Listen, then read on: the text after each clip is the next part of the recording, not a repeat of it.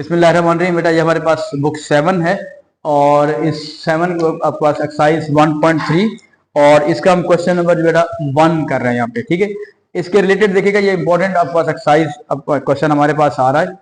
इसमें क्या कॉन्सेप्ट हमारे पास आ रहा है कि क्वेश्चन है बेटा ऐड फॉलोइंग रेशनल नंबर्स। जो रेशनल नंबर्स होते हैं वो रेशियो की फॉर्म में होते हैं। क्या होते हैं बेटा? रेशियो की फॉर्म में, जो डिवाइड की फॉर्म में होते हैं। जैसे फॉर एग्जाम्पल आपके पास आ जाता है 2/3 है, ये एक रेशनल नंबर है। 5/7 है, वो एक आपका रेशनल नंबर होगा आपके पास। ठीक हो गया। अब देखिए इसको सॉल्व कैसे करना है प्लीज देखें। अब यहाँ पे देखें ना, जो रेशनल नंबर में यूं होता है कि जो ऊपर वाली वैल्यू होते हैं उसे कहते हैं न्यूमरेटर। क्या कहते हैं बेटा? न्यूमरेटर। और नीचे वाले कहते हैं डिनोमिनेटर। ठीक है, अब हम बात यूं कर रहे होते हैं कि जब हम इसको क्वेश्चन को सॉल्व करते हैं तो हम डिनोमिनेटर को सेम करते हैं पहले। देखिए अब यहाँ पे आप पहला पार्ट देख रहे हैं कि ऐड करना है। ऐड का मतलब क्या होता है बेटा? प्लस करना। तो अब क्या कर रहे हैं कि 5/9 प्लस 4/9। अब इसमें आपने ये देख लेना है कि इनका डिनोमिनेटर सेम होना चाहिए। डिनोमिनेटर क्या होना चाहिए? सेम। तो अगर सेम है तो हम एक दफा लिख देंगे 9 और ऊपर देखें क्या लिखा हुआ है 5 + 4, तो ऊपर भी 9 आ जाएगा बेटा। 9 को जब 9 से डिवाइड करेंगे आंसर क्या आ जाएगा? 1 आ जाएगा। अब आ जाए सेकंड पार्ट पे। क्लियर है की बात बेटा? -13/4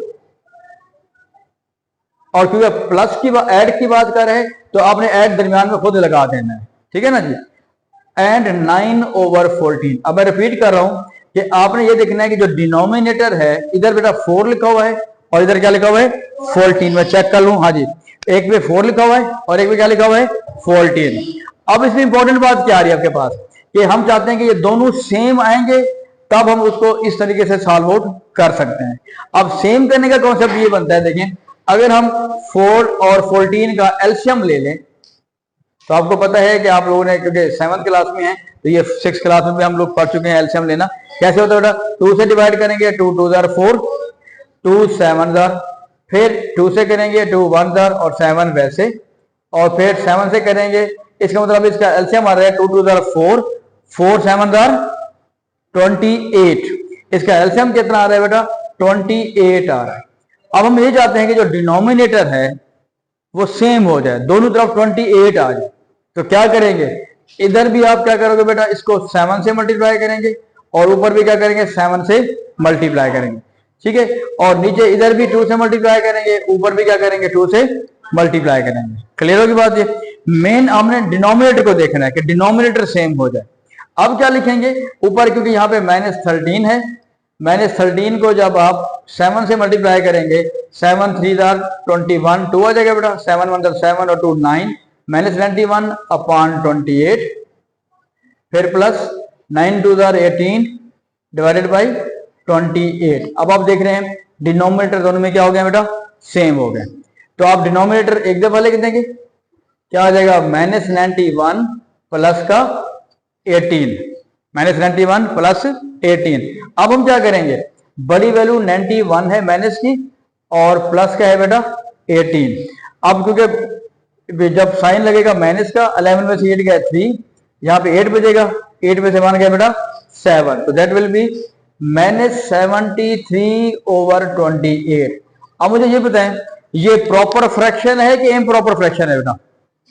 ये इम्प्रॉपर फ्रैक्शन है, क्योंकि अगर ऊपर वैल्यू आपके पास न्यूमरेटर अगर आपके पास लार्जर हो या इक्वल हो, दोनों सूरत में बड़ी वैल्यू हो या आपके पास वो इक्वल आ रही हो, तो उसको हम क्या कहते हैं? ये इम्प्रॉपर फ्रैक्शन है। अगर ये इम्प्रॉपर होगी तो इसका मतलब है आप इसको मजीद इम्प्रॉपर फ्रैक्शन को हम मिक्स्ड नंबर में कन्वर्ट कर सकते हैं। लास्ट हमने जो वीडियोस में देखा था, जो पिछले एक्सरसाइजेस थी, उसमें हमने क्या किया था? इम्प्रॉपर फ्रैक्शन को हमने जो है वो उसमें मिक्स्ड नंबर में कन्वर्ट कर दिया था। अब इधर भी हम वही बात कर रहे हैं। अब क्या करेंगे बेटा? अगर मैं आपने साइड पे कर देना है कि 73 अंदर रखेंगे बेटा और 28 क्या रखेंगे? बाहर रखेंगे। अगर हम 28 2 * करते हैं, 8 2 * 16, 1 आ जाएगा, 2 2 * 4 और 1 5 आ जाएगा बेटा। 13 में से 6 क्या है? 7, यहाँ पे 6 हो जाएगा और 17। इसका आंसर क्या आ रहा है? -217/28। तो ये आपका आंसर आ जाएगा। ठीक हो गया। तो आपने यहाँ पे इंपॉर्टेंट बात ध्यान में रखनी है, अगर इम्प्रॉपर फ्रैक्शन है तब उसको आप मिक्स नंबर कन्वर्ट करेंगे। अगर वो फ्रैक्शन पहले से ही प्रॉपर दे रहा है तो फिर उसको मिक्स में कन्वर्ट हम नहीं करेंगे, उसको वहां तक छोड़ देंगे। अब बता दें इसका जो थर्ड पार्ट है प्लीज देखें, थर्ड पार्ट में लिखा हुआ है -7/11 एंड -3/22। इसका मतलब हम यूं कर सकते हैं, अब देखें फिर वही बात, ये 11 है और ये 22 है, सेम नहीं है, लेकिन इसको हम सेम बना सकते हैं। कैसे बना सकते हैं जी? 11 को अगर हम किससे मल्टीप्लाई कर दें? 2 से कर दें, तो मतलब ये है कि हम इसको भी 2 से मल्टीप्लाई कर दें, ऊपर भी 2 से कर दें, तो ये बन जाएगा -14/22 प्लस -3/22। दरमियान में आपका बेटा प्लस आएगा, दरमियान में क्या आएगा? प्लस आएगा, क्योंकि हमने ऐड ही करना है, ठीक हो गया। लेकिन क्या होगा, ये बेटा प्लस माइनस करेंगे तो माइनस आ जाएगा, तो 22 है बेटा, 14 - 3, तो बेटा ये बन जाएगा माइनस का 17/22, ठीक है। दोनों ही माइनस के हैं, दोनों ही माइनस के हैं, साइन माइनस का लगेगा और करेंगे क्या? प्लस करते हैं। जब दोनों सेम साइन होते हैं साइन वहीं लगाएंगे और उनको दोनों को हम क्या करते हैं बेटा? प्लस कर लेंगे, हो गया।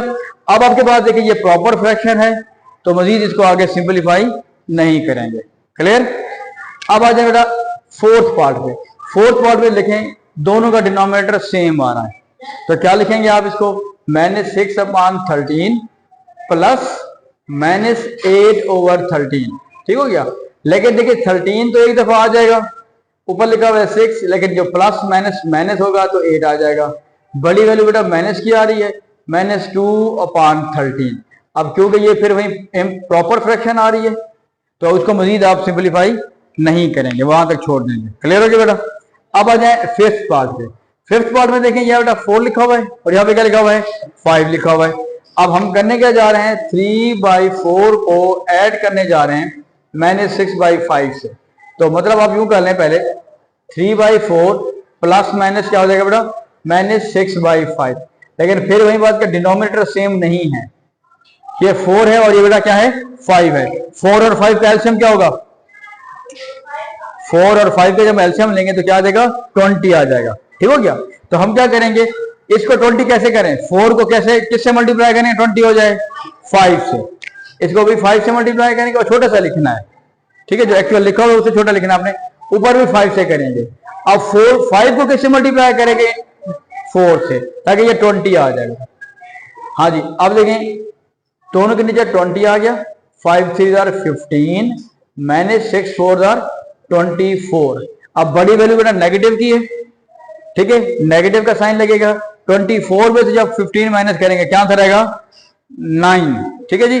अगर 24 में ये 14 होता तो 10 बचता, तो दैट विल बी 9/20। ये कौन सी फ्रैक्शन है बेटा? प्रॉपर है कि इम्प्रॉपर है? प्रॉपर फ्रैक्शन है, तो इसको आप यहां तक छोड़ देंगे। हाँ जी, नेक्स्ट देखिएगा बेटा 4 एंड -3/5।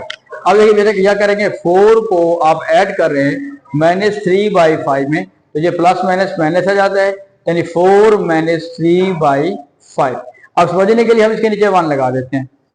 अब यहाँ पे 1 आ रहा है बेटा, यहाँ पे क्या आ रहा है? 5 आ रहा है। अब 1 और 5 का एलसीएम लेंगे तो क्या आंसर आएगा? 5 आएगा।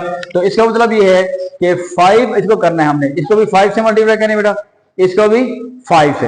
अब इसको मल्टीप्लाई करने की जरूरत नहीं है क्योंकि वो तो पहले से 5 आपके पास दे रहा है।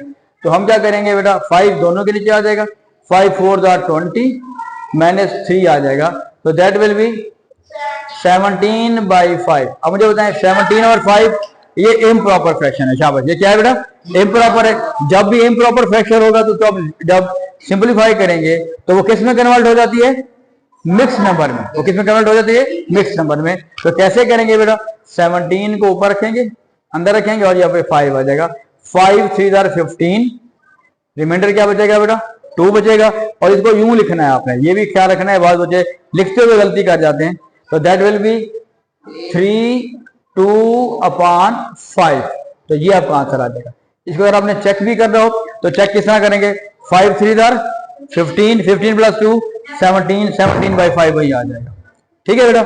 चले आप आज हमने ये क्वेश्चन नंबर बेटा इसका 1 की है, ये सारे पार्ट्स आपके पास है और ये काफी इंपॉर्टेंट है क्योंकि इसी बेसिक से हम और भी चीजें करेंगे। ये सवाल है जिसमें सब पे ऐड किया है। नेक्स्ट हम क्वेश्चन करेंगे जिस सब में क्या होगा? माइनस होगा। तो बेसिक कॉन्सेप्ट ये है, जिसको ये बात समझ आ गई वो सवाल भी क्या आ जाएगा, उसको समझ आ जाएगी, ठीक है बेटा। उम्मीद काफी आपको समझ आ गया होगा। Thank you.